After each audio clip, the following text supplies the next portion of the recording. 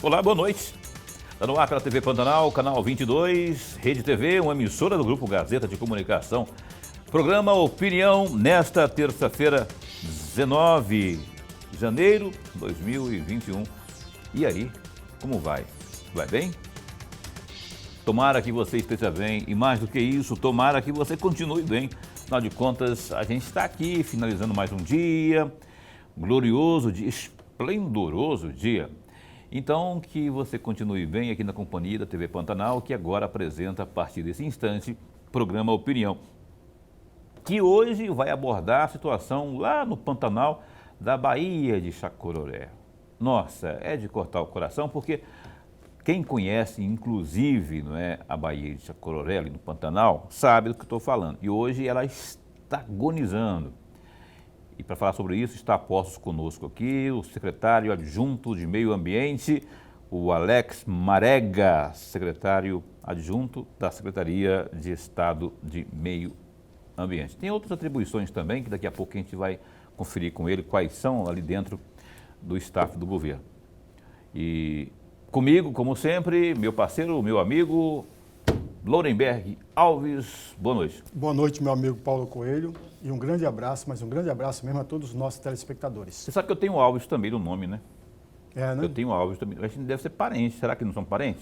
Tomara que seja. Eu viu, tenho Paulo Francisco Alves Coelho. Coelho. Você não tem Coelho no nome, não, né? Não. Seria muita coincidência. Lorenberg Alves aqui está conosco também, que vai falar ao longo do programa, que faz entrevista, ajudar a fazer entrevista, fazendo suas perguntas aqui sempre pertinentes ao nosso entrevistado. Vou pegar aqui o boa noite do Alex.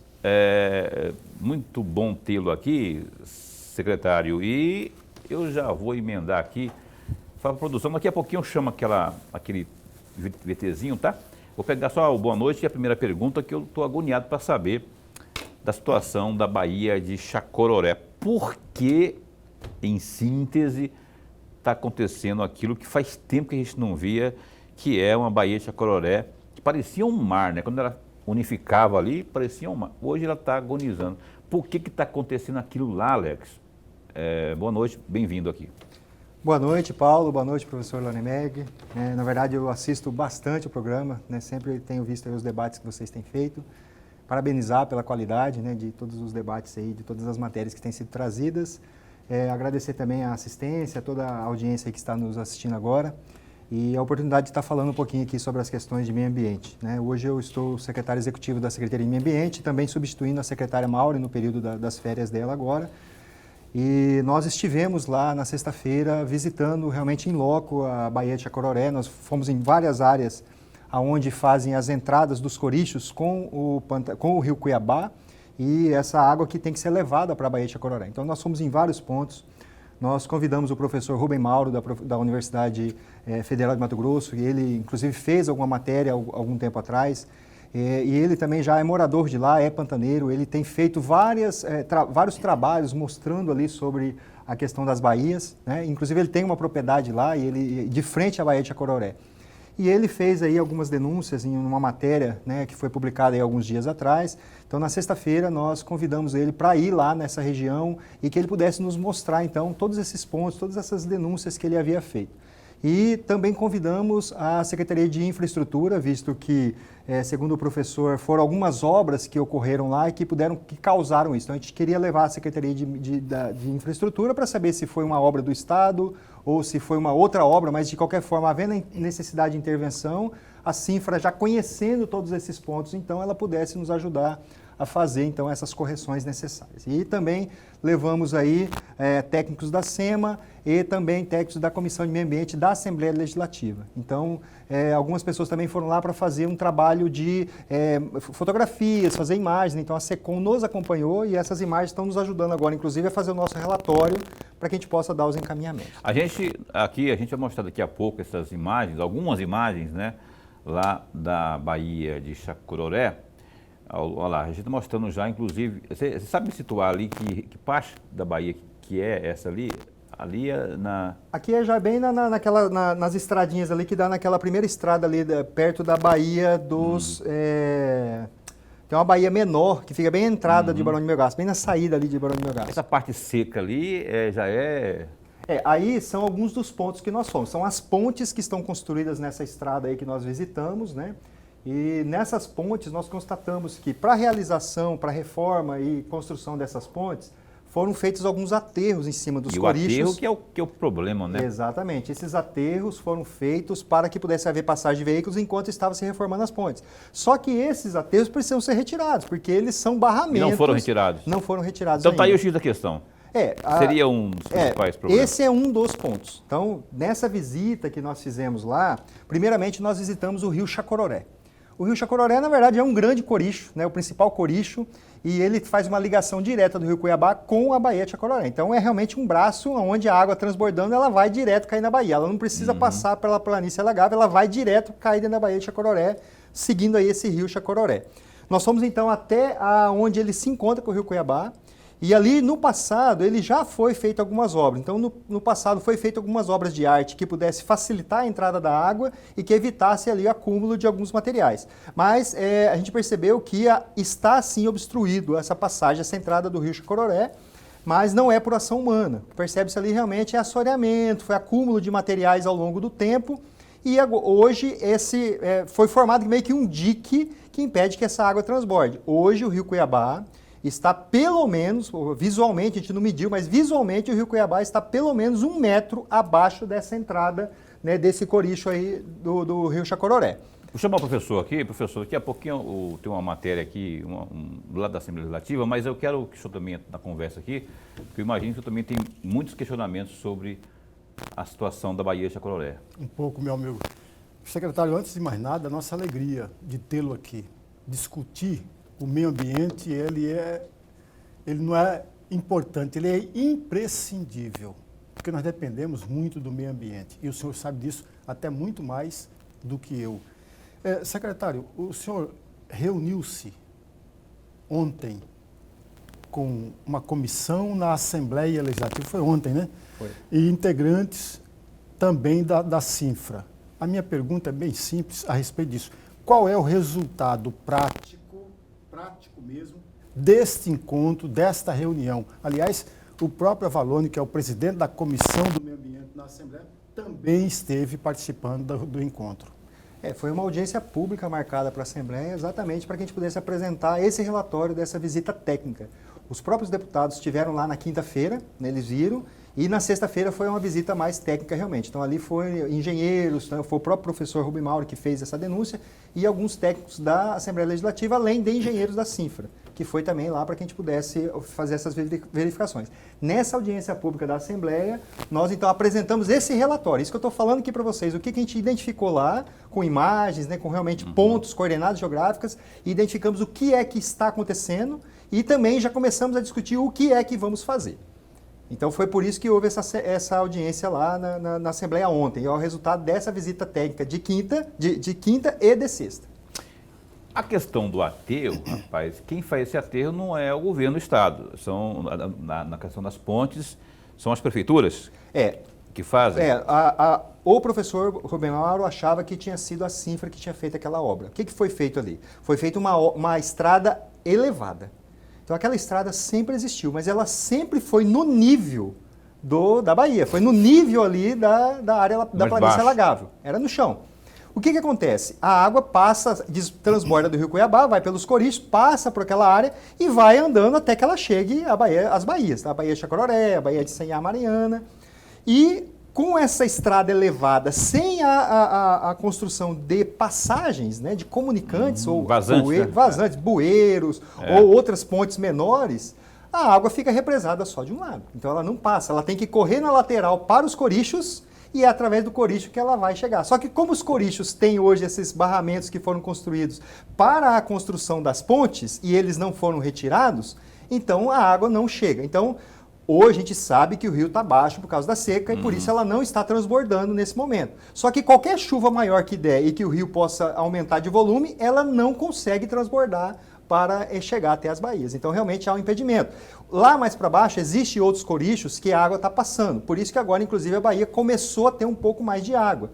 Nesse local aí onde a gente viu essas fotos, Pode né, colocar que a gente vê aí, essa parte Boca, de novo as fotos aí, por favor, para a gente, enquanto comenta aqui, mostrando essas fotos aí da Bahia. Lá, aí. Esse local aí, até uns 10 dias atrás, segundo as informações dos engenheiros que estiveram lá, esse local tinha gado aí, porque realmente estava totalmente seco. Então agora, com essa intensificação das chuvas que houve nos últimos dias, já começou a encher. Além disso, há uns 10 anos atrás, devido a um TAC, um termo de ajustamento de conduta que foi feito no Pantanal, foi construído uma barragem entre a Baía de Chacororé e a Baía de Sinhá Mariano. Qual que é o objetivo dela? Diminuir que a água que está na Baía de Chacororé vá de uma vez para a Baía de Sinhá Mariano e volte para o Rio Cuiabá. Então a ideia é que ela possa permanecer mais tempo na Baía de Chacororé. E o Estado é que vem mantendo essa barragem que foi uma barragem artificial feita pelo Estado, mas que também é ajudada a ser mantida ali pelos moradores da região. Só que todos os anos alguém vai lá e retira uma parte daquela barragem, né? A gente acredita que seja pescadores, né, que estão fazendo ali uma pesca predatória, então eles fazem esse rompimento da barragem, a água passa só por aquele pedacinho de abertura e ele consegue ali capturar uma grande quantidade de peixes. Verdade. Só que a gente não consegue impedir que isso aconteça todos os anos. Lorenberg. Secretário, olha, o senhor é funcionário de carreira da SEMA. E durante o governo Blairo Maggi, o senhor chegou a ser superintendente da gestão florestal. Sim. O senhor, naquela oportunidade, em dezembro de 2009, foi indicado pelo então secretário do Meio Ambiente para ser secretário adjunto durante o governo Blairo Maggi. O secretário na época era Luiz Henrique. Luiz Henrique Galdegan. Isso. E o senhor também foi responsável por implantar a nova metodologia de avaliação do processo de licenciamento e organizou o setor de gestão florestal. Eu tenho uma perguntinha muito rápida, até para extrapolar um pouco as respostas que o senhor até agora tem nos dado. Vamos aprofundar um pouco mais. Daí a minha pergunta. Na opinião do senhor, mas na opinião do senhor mesmo, que é um técnico da área, o desastroso estado da Bahia, é desastroso, né, mesmo na minha opinião, o desastroso estado da Bahia de Chacororé é consequência da não fiscalização, da não atenção dos governos do estado, é uma pergunta, eu não estou afirmando coisa nenhuma, do estado de Mato Grosso? Eu acredito que não. Até porque todos os anos a gente faz essa fiscalização, né? E ano passado a Bahia tinha água. Então não é algo que foi uma coisa que aconteceu aí. Tinha muita água. Tinha muita água. Então foi algo que aconteceu recente. Né? A gente tem que levar em consideração que 2020 já é considerado o ano mais seco dos últimos 50 anos. Alguns especialistas já falam que provavelmente será o ano mais seco da história. Então esse é um dos pontos. Mas a gente vê lá que essas obras, essas coisas que a gente detectou agora na sexta-feira, são coisas recentes, são coisas que foram feitas aí no final do ano para cá. Mas então faltou a fiscalização, secretário. A maior parte hoje da nossa fiscalização em rio é feita no Pantanal. Então 70% da nossa fiscalização hoje de rios, principalmente na época da Piracema, é concentrada no Pantanal. Mas isso não quer dizer que seja suficiente também. Não é suficiente. Não é suficiente, né? Não é. Por mais que a gente tente, a gente faça esse direcionamento, o Pantanal é um dos grandes patrimônios que o Mato Grosso tem, a gente realmente não consegue fazer uma fiscalização em tudo. Então a gente precisa realmente dar o apoio. Como essa própria denúncia que o professor fez, nos ajuda a ir lá a identificar. E agora a gente vai tomar as providências cabíveis. Você vê, nasceu tudo de uma denúncia, né? Se ela não é feita, professor, acabava tudo. Ia virar tudo por pó, né? E aí, mais uma vez, eu provoco o senhor. Faltou a fiscalização ou não? Porque se não há denúncia, a situação era muito pior. Ela foi limitada, que você está dizendo, né? Que ela na verdade, por mais que a gente faça a fiscalização, ela nunca é suficiente. A fiscalização ambiental, ela precisa chegar em todos os cantos do estado de Mato Grosso, principalmente nessas áreas mais frágeis.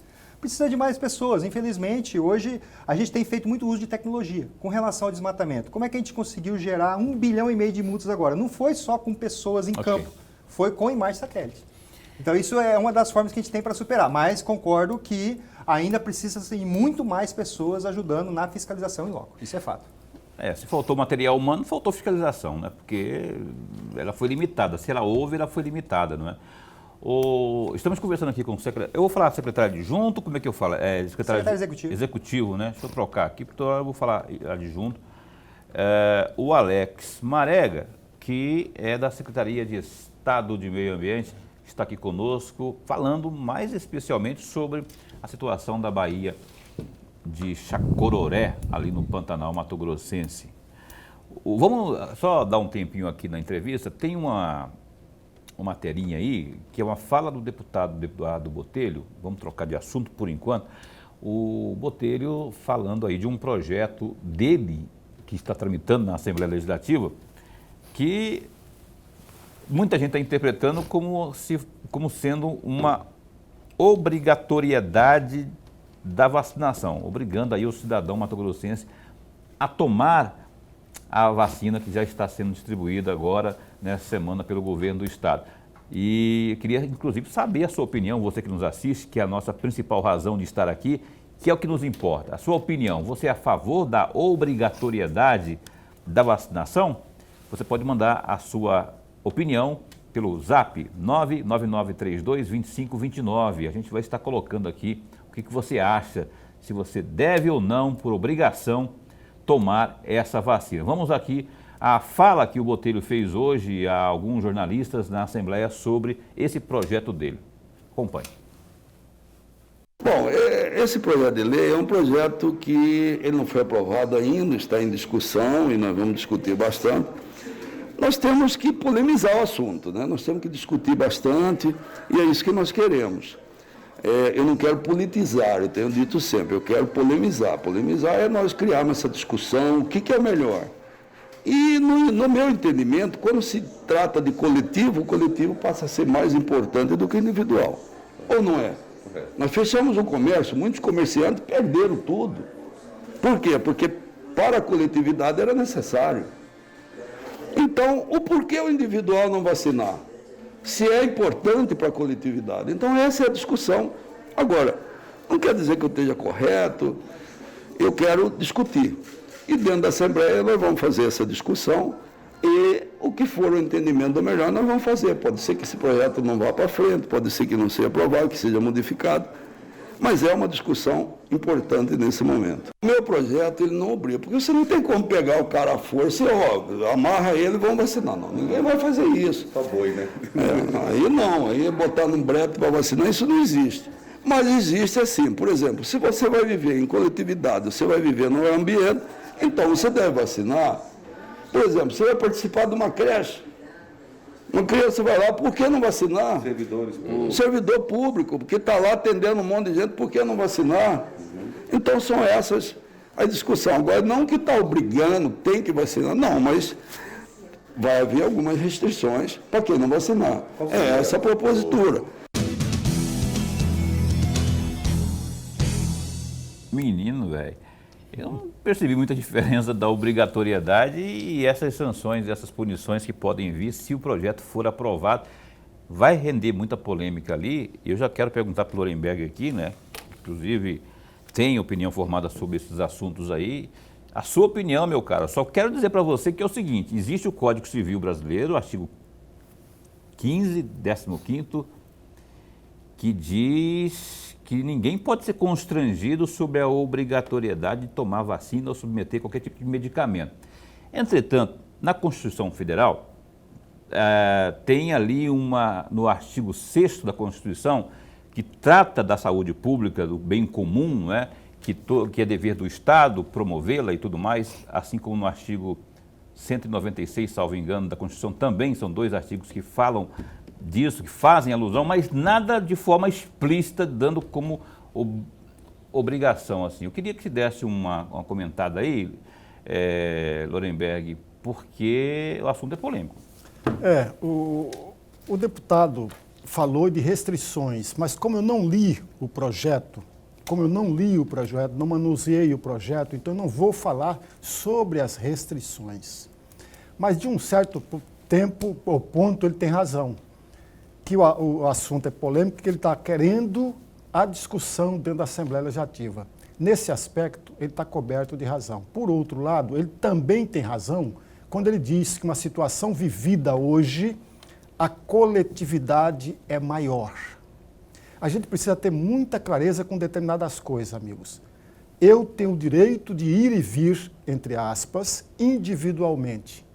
Porém, nós não podemos perder de vista que o conjunto da população pesa mais do que o meu interesse individual, Coletividade. do que o meu desejo individual.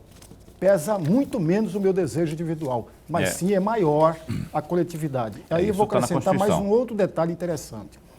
O artigo 196, que o Paulo mencionou e que está correto na Constituição Federal, obriga o Estado é obrigado Garantir a a saúde. garantir a saúde para o conjunto da sociedade, Tá. que por sua vez tem o direito dela. Mas para finalizar, Paulo, mas muito rapidamente, Rapidinho, pra gente. para dar um pequeno detalhe aqui. Não adianta eu vacinar, o Paulo vacinar e o meu amigo secretário vacinar. É preciso que o conjunto da sociedade vacine para que nós venhamos a controlar a doença. Precisamos chegar, no mínimo, a 90% do conjunto da Imunização. população vacinada. Caso Verdade. contrário, nada vai adiantar. E eu peço aqui, aliás, antes de eu chamar aqui o Lorenberg, eu estou intrigado com a questão dos aterros. Então, assim, eles são considerados um dos grandes impeditivos, né? Um dos grandes obstáculos para que a água chegue até onde deve chegar. As prefeituras vão ser ou já foram notificadas para fazer a remoção desse aterro, para abrir essa vazante, colocar manilhas, enfim, fazer as passagens da água, ou o quê? Porque na Assembleia, inclusive, já se fala em CPI, inclusive, para responsabilizar, apurar e responsabilizar quem, de fato, provocou esse dano ambiental. Bom, da identificação que nós fizemos lá, dessa obra pública que foi feita, já identificamos que não foi o Estado que realizou isso. Então, provavelmente foi a Prefeitura ou foi os próprios moradores. A gente ainda vai identificar. A gente foi lá, fez esse levantamento, fez um relatório técnico, a gente já está concluindo ele até amanhã, e tem uma audiência marcada com o Ministério Público, que foi marcada para quinta-feira, mas ela foi reagendada agora para segunda-feira. Então, a gente quer o Ministério Público junto para responsabilização também, não só para fazer as obras, né, que a gente precisa fazer para fazer essas desobstruções, mas também para responsabilizar. Então, mas são duas coisas. Uma são esses aterros que foram feitos no Coricho na rodovia, na via ali, na estrada vicinal que existe ali. Mas existe diques que foram feitas na margem do Rio Cuiabá. Diques são barreiras que foram feitas. Eleva a margem do Rio Cuiabá com aterro para impedir que a água transborde e venha para dentro da área alagável. Então, esse é o mais grave ainda. Porque esse realmente impede qualquer tipo de água de passar para cá. Não só no Coricho, mas também Alex, na planície alagável. Vamos ser bem direto e objetivo aqui. Nesse momento, o governo do estado, para desobstruir, porque a chuva está chegando aí, não é? Ela já está acontecendo em grande parte, no Pantanal também já chegou. Para desobstruir, o que de forma efetiva está sendo feito, vai ser feito nos próximos dias, ou quando, para resolver isso, para começar a resolver isso aí. Porque reunião, ela não vai adiantar muita coisa. O que vai adiantar é o resultado dessa reunião, o encaminhamento dessa reunião, não é? O que já tem traçado aí de ação em campo para que o negócio possa ser restabelecido ali? Bom, a Secretaria de Infraestrutura já disponibilizou equipamentos, então eles têm uma empresa que presta serviço para eles de limpeza de vias, de recuperação de vias. Essa empresa mandou técnicos conosco junto lá na sexta-feira, eles mesmos já fizeram um mapeamento de quais são esses pontos e a Secretaria de Infraestrutura vai encaminhar o maquinário para lá já nos próximos dias. Então a gente espera que na semana que vem já esteja desobstruído. Nesse caso da via. No caso das propriedades particulares, o que a SEMA pode fazer é autuar e embargar. A gente não pode entrar e fazer a intervenção, a gente precisa de autorização judicial.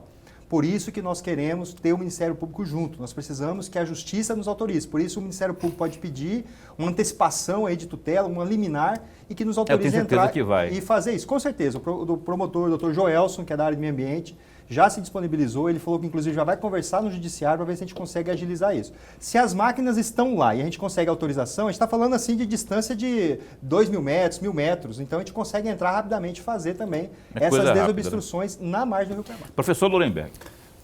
Ainda nessa mesma linha, nessa mesma esteira, secretário, qual é o custo de toda essa benfeitoria, entre aspas, qual é o valor a ser pago pela SEMA ou pelo Estado, evidentemente, para bancar tudo isso? Qual é o valor, o custo, o dinheiro, a grana? O Funfa? Essas obras de desobstrução, a gente está falando de pequenas obras, que não são grandes coisas que foram feitas, são coisas assim, são alguns dias de horas máquinas que vai ser gasto lá. Então o valor é pequeno, né? Agora, o valor, né, do dano ambiental, isso é incalculável. O quanto de vida, né, que deixou de passar ali daquelas áreas, né, que é onde se nasce, onde os peixes desovam, e isso vai cair para dentro da Bahia. Isso é incalculável. Né? O prejuízo ambiental é da ordem assim, de bilhões, talvez muito mais do que isso, porque a gente não tem como calcular o quanto que se deixou de produzir de biodiversidade dentro dessa baía por não ter havido esse transbordamento do rio, como sempre ocorre todos os anos, há milhares de anos isso ocorre, esse ano não está ocorrendo. Então isso realmente é incalculável quanto que se perdeu aí. Incalculável, e pela denúncia feita, dá para se saber desde quando que está nessa agonia ali na Bahia? Essas obras são recentes. Então, a gente vai lá, a gente olha que a ponte, a madeira ainda tem madeira que nem passou carro em cima ainda. Parece que no ano passado estava normal, parece. Exatamente. Então, isso é coisa Menos que de um aconteceu ano, então. agora nos últimos meses, talvez de novembro para cá, porque em outubro a SEMA estava lá construindo reformando essas barragens entre as duas baías. E a gente não percebeu isso, a gente não viu isso nas estradas, a gente passa para as estradas. Então, isso aconteceu agora de outubro para cá.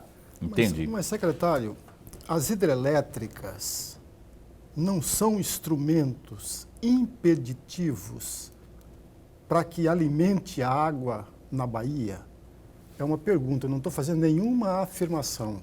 As barragens feitas, inclusive autorizadas, também não são instrumentos impeditivos para a chegada da água da forma como chegava há 50 anos, há 40 anos, há 30 anos atrás, porque tem barragens e tem hidrelétrica de 30 anos. Não são, secretário, eu estou cobrando de um técnico. Sim. O senhor é de funcionário de carreira, já exerceu muitos cargos na SEMA, é bom que se diga isso, porque nós estamos aqui diante de alguém que é um técnico, é um especialista na área. Por isso que a minha insistência, e por favor, nada contra, ao contrário. Não, é simplesmente para cobrar. Não é as hidrelétricas, as barragens. Aliás, tem dentro da Assembleia Legislativa pessoas que têm interesse. A gente precisa ser claro nisso. Colocar o dedo não na precisa ferida aqui esconder logo, nada. né? Tem que tem falar. gente dentro da Assembleia Legislativa, defensoras. Tem gente dentro do Executivo, defensores. E que acaba com o meio ambiente. Eu estou provocando o senhor para uma pequena reflexão. Ok, muito bom que o senhor fez essa pergunta, né? Na verdade, a energia hidráulica no Brasil é permitida pela nossa legislação, né? Só que ela só pode ser realizada, autorizada, com os devidos estudos de impactos ambientais. Para isso existe a SEMA. Exatamente, que devem ser minimizados e aqueles que não tem como minimizar, eles têm que ser mitigados, ou seja, tem que ser de alguma outra forma compensados aquele impacto que vai fazer. Não existe nenhum empreendimento que vai ser construído que não tem impacto. Todos têm impacto. Mas nós temos que seguir todos os critérios legais que a nossa legislação impõe, mas também critérios técnicos, que envolvem aí todos os princípios das engenharias, né? Para você licenciar uma usina hoje, a gente precisa ter pelo menos uns 4 ou 5 perfis diferentes. Biólogo, engenheiros, químicos, hidrólogos. Então, são uma quantidade de especialistas muito grande para analisar. Tanto para quem faz esses estudos, inclusive quem faz é uma quantidade de pessoas maior ainda, e quem analisa internamente. Então, tudo isso é levado em consideração. Vamos dizer que talvez as usinas que foram feitas há 30 anos, como o senhor falou, elas não observavam-se tantas coisas quanto se observa hoje. Até porque a própria ciência evolui e isso tem que ser levado em consideração.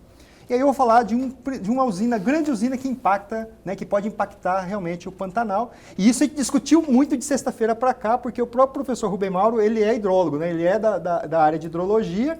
E a gente discutiu muito sobre isso junto com os nossos engenheiros. A gente tem o Rafael Melo, que é um dos principais engenheiros, participou do licenciamento da usina de Manso. E a gente discutiu muito porque há algumas pessoas que dizem que o Manso é um dos principais gargalos que impacta o Pantanal. Só que a usina de Manso já tem aí décadas de funcionamento. E a gente percebe que agora que houve esse impacto no Rio Cuiabá, que no Rio Cuiabá e também nos outros rios, no afluente, e consequentemente no Pantanal, mas que não é a usina de Manso. Quando você faz os estudos de vazão, e eles têm isso detalhado, tem esses estudos comprovados, a gente pode até apresentar para qualquer pessoa que peça. O Rio Cuiabá tinha uma vazão, antes, na época da seca, que chegava um mínimo de 50 metros cúbicos por segundo. E a média hoje, mesmo na seca, no principal, o Rio Cuiabá não baixa de 100 metros cúbicos por segundo. Chega, em média, 150 metros cúbicos por segundo. Por que isso? Porque a represa segura a água na época da cheia. Mas na época da seca, quando a tendência era que diminuísse essa vazão, ela solta mais água. Então, do ponto de vista da água, da hidrologia, da quantidade de água que chega no Pantanal, o nível do Rio Cuiabá aumentou, a média. Não é que na cheia ele vai estar na cheia, na baixa, é na média, a média do Rio Cuiabá, do nível de água do Rio Cuiabá aumentou. Consequentemente, aumentou também no Rio Cuiabá, no Pantanal, as baías, assim por diante. Acontece que este ano houve aí um fato de seca muito severo e que realmente diminuiu essa vazão. Mesmo assim, não baixou de 100 metros cúbicos por segundo a vazão do Rio Cuiabá. Mesmo nesse período mais crítico de seca, que foi ali agosto, setembro, né, que foi um mês muito seco, não abaixou de 100 metros cúbicos a vazão do Rio Cuiabá. Então, o que a usina tem feito é isso, ela faz a segura. Tanto que um dos principais argumentos para provar a represa do Manso não era só a produção de energia, era também essa contenção de cheias que acontecia aqui, de enchentes que aconteciam aqui em Cuiabá, né? O senhor deve conhecer isso muito melhor do que eu, e também garantir esse fluxo de água aos rios nessa época agora de seca. Então, ela tem esse uso múltiplo que foi aprovado, não só a produção de energia. O assunto está, inclusive, tomando conta de discussões lá no Parlamento. O senhor esteve, inclusive, reunido lá com a comissão lá na Assembleia. E a Assembleia fala dessa possibilidade muito de forma tímida, né, de uma comissão especial ou de uma comissão parlamentar de inquérito para investigar. Eu não acho que não vai prosperar, eu acho que não prospera. CPI é o pior caminho que eles vão tomar. Eles vão cortar na própria carne. Eles que eu falo, não estou falando de todo mundo. Assim, você acabou de citar aí, não é? Tem gente que tem, não é? Enfim. E aí tem que... Essa questão das hidrelétricas, das usinas, é um assunto que tem que ir a fundo, porque pode estar aí, inclusive, uma das razões pela degradação que está ocorrendo hoje lá como esse de Chacororé, por exemplo, né? Tem que ir a fundo, agora tem que ter peito para ir a fundo, porque lá, segundo o Lorenberg Alves, e eu concordo com ele, tem gente por aí que tem ali, não é, seus pés fincados ali com seus negócios lá no Pantanal. A gente está falando muita coisa aqui sobre lá, né, a situação do Pantanal, Baía de Chacororé, e um assunto que nós terminamos aqui o bloco anterior foi sobre as usinas, não é? E eu vou perguntar agora, Alex, ainda sobre esse assunto, para mudarmos, né, de assunto, qual que é o volume de pedidos ali para pequenas e grandes usinas no âmbito dos rios de Mato Grosso, mas eu queria mais enfoque ali no Pantanal, ali na SEMA. Você tem esse volume? Precisar a quantidade? Precisar a quantidade exata não, né? As PCHs, elas têm pedido maior, né? Mas também não é uma grande quantidade, em torno aí de 5, 6 licenciamentos por ano que há esses pedidos. Nem a maioria, inclusive, nem é aprovado. Grandes empreendimentos, isso é a cada 10 anos um empreendimento, a gente está falando aí das grandes usinas, né? Mas as pequenas PCHs, que são geralmente dentro de imóveis rurais, esses aí são pedidos bem menores, menos aí de 10 projetos por ano na média. Mas o período da aprovação desses projetos, secretário, qual é o período? Digamos, 30 dias, 40 dias, um ano, para que a SEMA venha a pronunciar a respeito? Após o projeto protocolado na SEMA, nós temos até 180 dias para fazer as análises, né? Só que o antecessor disso, né, porque não é só a licença de operação, é a licença prévia, que aí se pedir depois consegue a autorização aí da Agência Nacional de Águas, aí entra na SEMA pedindo a licença prévia, a SEMA vai então estabelecer um monte de critérios para que ele possa fazer os estudos, e depois vem os estudos de impacto ambiental, né? Qualquer usina de pequeno e médio porte, grande porte, geralmente vai se passar pelo Conselho Estadual de Meio Ambiente, o CONSEMA, que são para que seja avaliado também o EIA-RIMA, né, que é o Estudo de Impacto Ambiental e Relatório de Impacto Ambiental, que é complexo. Então isso demora. Às vezes um estudo desse aí pode levar anos para ser concluído. Mas depois que chega no Estado, a gente tem aí um prazo, né, legal para fazer essa avaliação. Mas uma grande maioria desses pedidos, uma grande mesmo de pedidos, ela acaba não sendo autorizada porque não há nem a viabilidade técnica, nem a viabilidade hidrológica, não há capacidade de produção. Então ele acaba não sendo autorizado também. O Alex, secretário, hoje, no dia de hoje, no Diário Oficial de hoje, foi publicada aí uma nova decisão do governo do estado sobre pastagens ali no Pantanal. Eu queria que vocês me esmiuçassem sobre esse decreto, o que ele diz na verdade, porque trata-se de autorizações, né? Uma situação que não vinha acontecendo há algum tempo. Bom, a limpeza de pastagens no estado de Mato Grosso já é autorizado há muito tempo pela legislação. Só que nós temos a lei específica da BAP, né, que é a lei da Bacia Alagável do Pantanal, e que ela estabeleceu ali alguns impedimentos. É uma área de uso restrito mesmo. O Pantanal não pode ser utilizado como se utiliza um imóvel fora do Pantanal. Ele tem várias regras, vários critérios, procedimentos a serem adotados para que se preserve aquele bioma. Inclusive, todos esses barramentos que foram feitos aí são ilegais, são crimes ambientais que têm que ser apurados. Mas, ao longo do tempo, nós percebemos também que se você não retira essas espécies invasoras, não as espécies nativas que são de lá do Pantanal, mas aquilo que vem de fora, que vem sendo colocado e que acaba se tornando pragas, vão se espalhando, elas também viram combustível. Né? Então é um material... Por exemplo, vamos colocar exemplo para que as pessoas possam... pragas de fora, por exemplo, o que você pode... Uma das grandes pragas que está alastrada hoje no Pantanal chama-se algodoeiro. Então ela precisa desse solo úmido e ela se alastra e ela não serve para nada. O gado não come, então mesmo que você tenha gado naquela sua pastagem ali, ele vai continuar se alastrando porque ela não é comestível. O gado acaba não comendo. Tem um outro lá que é o aça-peixe, né? Aquele que dá um leite, né? Mas são vários. O decreto lista aí pelo menos uma dúzia de espécies exóticas invasoras que podem ser retiradas. Só que tem que levar em consideração, esse decreto não autoriza a limpeza livremente. Ela autoriza você a pedir autorização para a SEMA. Então, você tem que elaborar um plano de manejo da sua área. Então, tem que ter um técnico que vai lá, vai dizer, ó, aqui você pode desmatar, aqui não pode. Vai fazer um mapa onde é que você pode entrar lá para fazer essa roçagem e quais são as espécies que você vai poder tirar. E aí você pede essa autorização para a SEMA vai fazer uma análise, essa análise é simplificada. Porque não demorada? Não, é simplificada. É igual a análise de limpeza de pastagem em outras propriedades. A SEMA não vai ficar olhando se vai derrubar, vai fazer desmatamento, tal. Ela vai olhar no mapa se ele está dentro das áreas de preservação permanente, né? E vai confiar muito naquilo que o técnico está dizendo e quais são as espécies que vão ser retiradas. Tanto que é opcional a vistoria. Então, o meu analista pode decidir, olha, eu quero ir na área fazer vistoria, mas na maior parte dos casos, as fotos de satélite que nós temos hoje são fotografias de alta resolução, com 3 metros de resolução. Então, eu consigo enxergar ali aonde realmente está sujo, né, por essas invasoras e onde é uma mata que eu não poderia mexer. Então, se aquele projeto chegar para nós dessa forma, a gente pode autorizar, mas essa autorização tem uma validade de 3 anos. Se fizer em desconformidade, tem autorização da SEMA para desmatar determinada área e tirar determinada espécie. Ele vai lá e desmata a área de preservação permanente, essa licença vai ser cassada. Então, ela vai ser suspensa e depois, a hora que ele for solicitar de novo, isso vai ser levado em consideração. Professor. Secretário, por falar em Pantanal, nós assistimos também um outro cenário desastroso, que foi a queimada no Pantanal. E eu gostaria muito de ouvi-lo a respeito disso, principalmente para saber do senhor qual foi os erros cometidos pelo governo do estado, e não apenas o governo Mauro Mendes, os governos, vamos aqui mencionar governadores, quais foram os erros cometidos pelos governos que passaram pela chefia do estado de Mato Grosso, cometidos e que provocaram aquele desastroso cenário que o mundo todo assistiu, bestializado, secretário. Eu não falei nada exagerado, nada exagerado. Eu gostaria muito de ouvi-lo a respeito. Bom, antes de falar aí talvez de erros, vamos falar aqui das causas, né?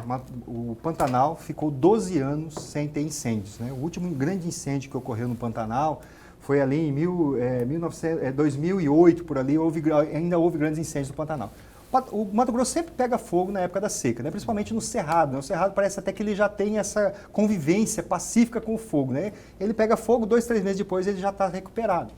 Então, nesses 12 anos aí, onde não houve incêndios no Pantanal, a gente via sempre incêndios no Mato Grosso do Sul, né? O Pantanal do Mato Grosso do Sul sempre pega fogo na época da seca, mas a gente estava conseguindo fazer essas contenções, porque a nossa própria relevo, a própria hidrografia que nós temos ali, são barreiras naturais com relação ao incêndio. Então, muitas vezes esse fogo não vinha de lá para cá, porque os rios, a área alagada por ser maior, impedia que esse fogo chegasse até nas vegetações secas.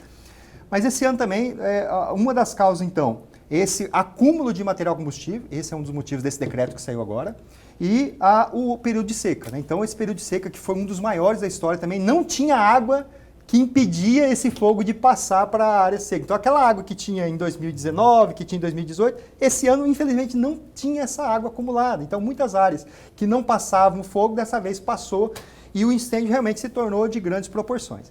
Depois que esse incêndio está instalado, o combate realmente é muito difícil, né? A gente viu aí os aviões, os Hércules que vieram, né? Mas eles têm uma capacidade de operação limitada, porque ele não consegue descer nas pistas de pouso que a gente tem ali. Ele precisa acabar indo para aeroportos grandes, onde tem grandes pistas, né? Nos hotéis ou o próprio aeroporto. E houve uma incapacidade, tanto que eles ficaram pouco tempo. O que realmente deu resultado foram os aviões trackers que o Corpo de Bombeiro tem, que são aviões menores, eles pousam e levantam voo em qualquer lugar e levam sim uma grande quantidade de água e eles têm capacidade de ir e voltar várias vezes no mesmo dia. Além disso, nós tivemos aí uma grande ajuda dos produtores rurais que emprestaram seus aviões agrícolas. Então, o combate foi feito basicamente isso, porque em campo, você colocar ali o Corpo de Bombeiro ou os brigadistas para apagar aquele incêndio é insuportável. A gente teve um caso, por exemplo, que na época ali, acho que foi no mês de outubro ou setembro, se eu não me engano, a secretária Maura estava lá e o fogo chegou a bater no carro, chegou a pegar fogo em algumas partes de plástico do carro, porque o fogo era muito forte, vinha as labaredas, chegava até na estrada e cercava o carro. Tinha situação que passava de uma margem para outra, não é? Para outra. Exatamente. É então, professor, houve planejamento, nós tínhamos sim as equipes preparadas, tanto que foi usado 2.500 homens, nós capacitamos no mês de fevereiro 1.100 soldados do Exército Brasileiro e foram para lá, foram usados nesse combate. Veio a Força Nacional para cá com o pedido de GLO, né, que foi feito pelo governador do estado. Mas talvez uma das coisas que poderia ter sido feito antes é uma coisa como esse decreto, né? Essa ideia de que não pode mexer, que não pode tirar, que não pode fazer limpeza, que é algo que tem que ser intocável, às vezes isso vai acabar atrapalhando. Isso também vale para as aldeias indígenas, aí, para as comunidades indígenas, porque diz que há um adendo na legislação que permite que eles o façam. Não é que permite que eles façam. Na verdade, o fogo é proibido em qualquer lugar, né? Só que dentro das aldeias indígenas, por exemplo, o Estado não pode entrar. Só quem pode entrar é o governo federal e mesmo assim tem que ser negociado. Então, todos os anos o IBAMA contrata os brigadistas específicos para as terras indígenas. E muitos desses brigadistas são indígenas, porque só eles que podem entrar lá. Então, eu sou impedido de colocar qualquer carro, qualquer viatura, qualquer equipe dentro da terra indígena. Somente o governo federal e esses brigadistas que podem atuar. E a maior parte dos incêndios que acontecem aí nas terras indígenas são dentro das áreas de cerrado. Então, todos os anos isso já acontece, se recupera, volta, né? Já faz parte aí meio da cultura. No Pantanal isso não acontecia. Então, esse ano foi algo inédito também. Já foi provado, um dos incêndios aconteceu dentro de uma terra indígena ali perto de Rondonópolis. E alguns já foram identificados dentro das propriedades privadas também. Essas pessoas que foram identificadas vão ser responsabilizadas. Inclusive, a gente já tem aí alguns relatos da Polícia Federal entrou com ação contra esses proprietários que começaram esses incêndios no Pantanal. Você falou aí do acúmulo de material combustível, não é? E aí eu lembro de imediato aí do boi bombeiro, que é uma figura cada vez mais lendária, né? Que, num passado não muito distante, era preponderante para, evitar, quer dizer, há quem diga, inclusive, que se houvesse, se não houvesse a proibição por parte de ONGs, a proibição por parte de ONGs não, mas se não fossem as ONGs instigarem o poder público a proibir, hoje nós não teríamos o que tivemos, por exemplo, em 2020, por exemplo. O que o senhor avalia dessa situação aí, da importância do boi bombeiro? Bom, o boi, ele come o capim, né? Então, como eu disse, essas espécies invasoras, a maior parte delas, ela não é comida, o boi não vai comer. Então, mesmo que o boi estivesse ali comendo capim, né, e alguns desses incêndios aconteceram realmente em área de pastagem, mas os grandes incêndios, aqueles incêndios que alcançam 3, 4, teve incêndio de 7 metros de altura, é na vegetação realmente arbórea.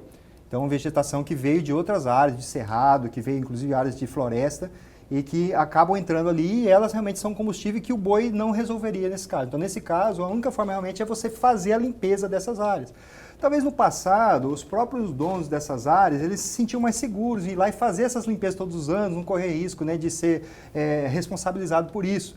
Esse decreto agora vem para dar essa segurança, né? Ele pode fazer autorizado pela SEMA, sem correr o risco de lá na frente alguém chegar lá, não, você desmatou aqui e você vai ser responsabilizado. Então, a limpeza que ele vai cuidar da área dele, né? Tudo aquele que é o dono da sua propriedade deve cuidar, deve fazer a limpeza, deve manter aceros feitos, né? O acero é uma obrigação. Mas está desmatando a borda da propriedade. Não, é uma obrigação. Ele tem a obrigação de ir lá e fazer uma área onde ele vai acerar que não permita que um incêndio que comece lá fora venha para dentro da propriedade dele. Professor. Mas, secretário, ainda sobre isso mesmo, o senhor falava do decreto que saiu ou que surgiu depois das consequências todas no Pantanal. Além desse decreto, quais são as outras ações, as outras atitudes que podem ser somadas para combater um novo cenário de tamanha magnitude que nós tivemos no Pantanal? E aliado a essa primeira pergunta, uma segunda. Qual é a parceria, a partir daqui, com o governo federal no combate especificamente a incêndios ou maus tratos dentro do Pantanal?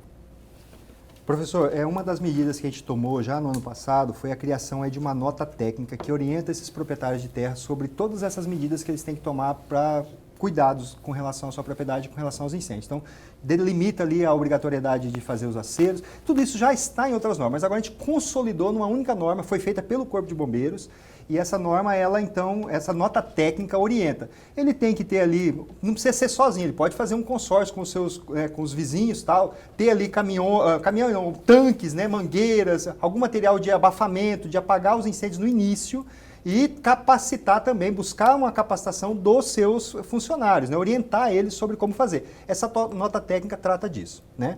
E dá segurança também para fazer os aceros. Esse decreto agora autoriza a limpeza das áreas, tirar esse material combustível, que são espécies invasoras, e que poderia servir de combustível. Com relação ao combate, e esse ano a gente quer fazer também uma ação mais forte preventiva, né? A gente quer fazer algumas visitas às propriedades, fazer essas orientações. Ano passado, infelizmente, a pandemia dificultou um pouco esse trabalho que o Corpo de Bombeiros já vem fazendo, esse trabalho de educação ambiental que a SEMA faz em parceria com o Corpo de Bombeiros, mas esse ano a gente quer fazer mais. Com relação ao Exército, foi fundamental, as Forças Armadas participaram ativamente junto conosco nesse combate, né? A vinda da Força Nacional foi importante, mas a 13ª Brigada, que fica aqui sediada em Cuiabá, cedeu veículos, cedeu apoio, caminhões, aeronaves, e o combate foi muito forte.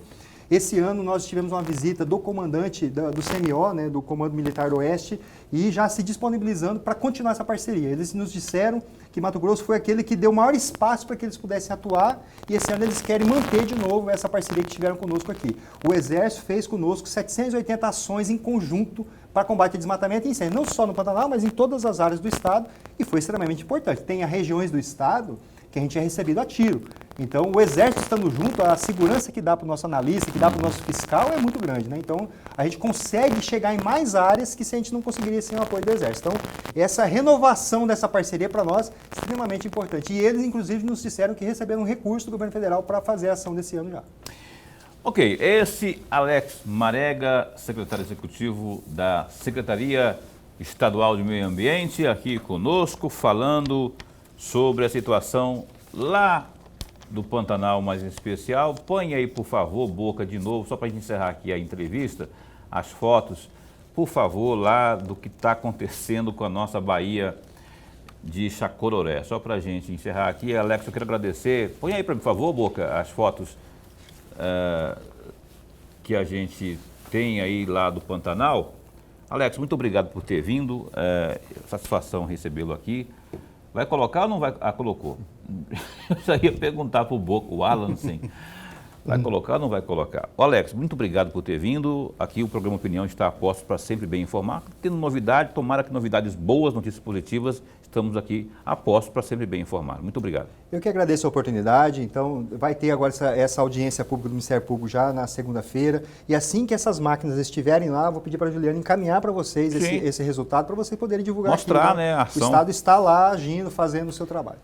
Beleza. Esse é Alex Marega, secretário executivo da SEMA, aqui conosco nesta noite, prestando conta, informando o que está acontecendo realmente na Baía de Chacororé. Tomara que logo, logo se resolva por isso, resolva tudo isso, não é?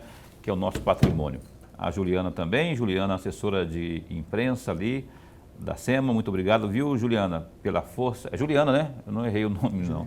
Lorenberg, até amanhã. Até amanhã, meu amigo Paulo. Muito obrigado, secretário. Até amanhã, telespectador. Amanhã a gente entrevista ao vivo aqui o deputado estadual Paulo Araújo, do Progressistas, vai falar sobre saúde pública, que é a área que ele mais atua, que é o que nós precisamos também de informações do parlamento sobre ações, como proceder em tempos pandêmicos. Não perca às 7h30 da noite de amanhã aqui na TV Pantanal, emissora do Grupo Gazeta de Comunicação. Fica bem, fica com Deus também.